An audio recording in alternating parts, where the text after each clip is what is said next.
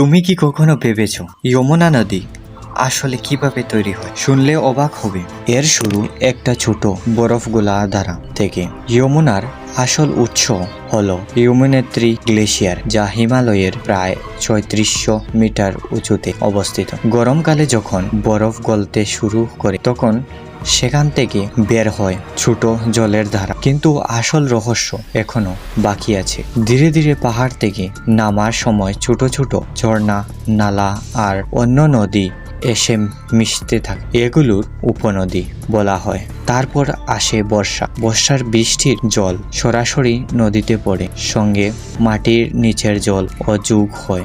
আর এইভাবেই ছোট ধারা বদলে যায় বিশাল যমুনা নদীতে। উত্তরাখণ্ড থেকে বের হয়ে যমুনা পৌঁছে যায় হরিয়ানা, দিল্লি, মথুরা, আগ্রা হয়ে শেষে প্রয়াগরাজ। আর সেখানেই ঘটে সবচেয়ে বড় মিলন। যমুনা গিয়ে মিশে যায় গঙ্গা নদীতে। তাই এই পবিত্র স্থানকে বলা হয় ত্রিবেণী সঙ্গম।